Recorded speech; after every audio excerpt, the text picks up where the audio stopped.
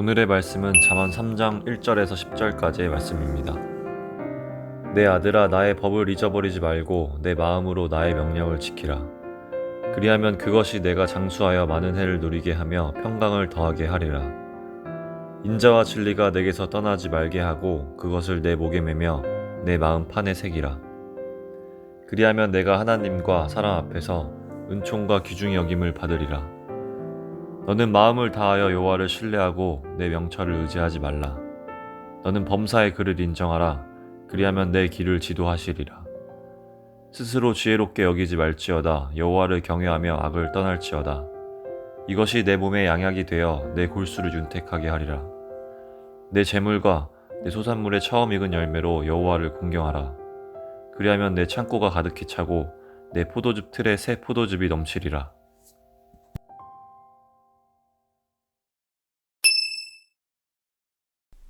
여러분, 오늘도 말씀 같이 읽읍시다.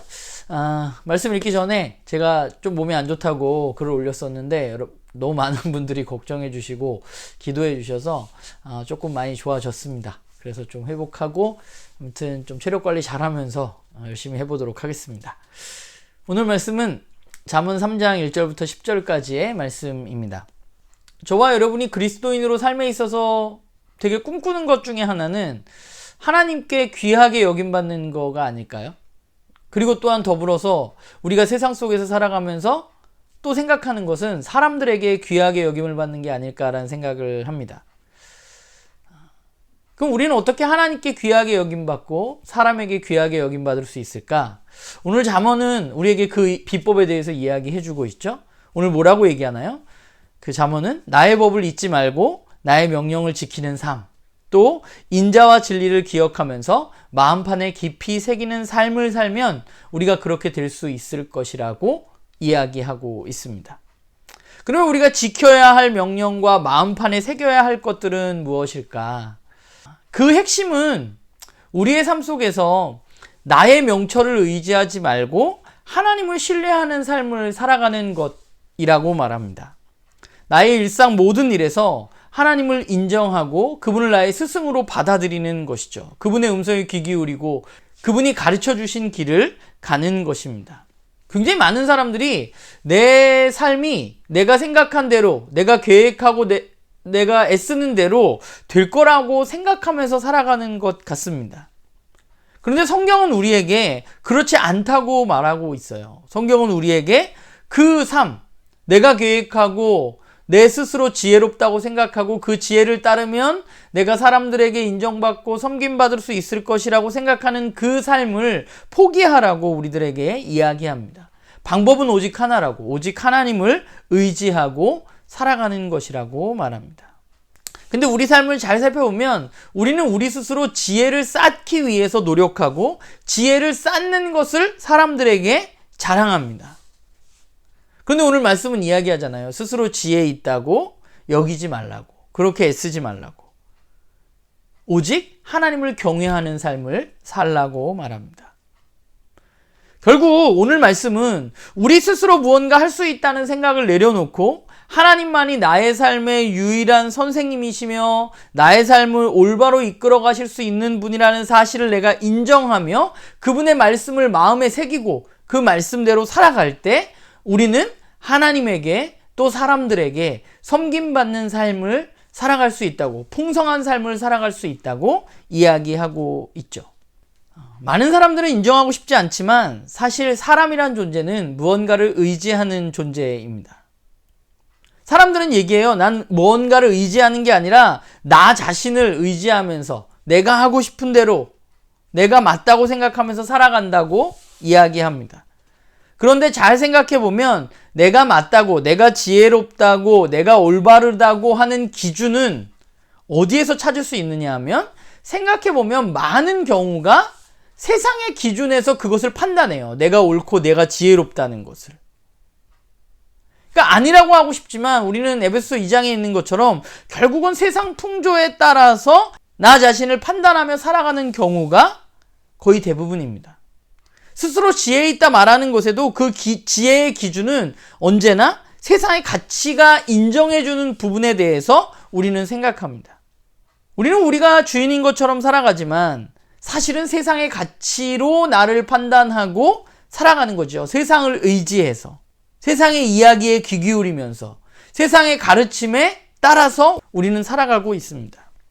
오늘 말씀은 그 삶을 내려놓고 오직 하나님만 따라서 살아가라고 말합니다. 사실 이거의 굉장히 중요한 부분은 우리가 그 사실을 받아들이느냐 하는 문제인 것 같아요.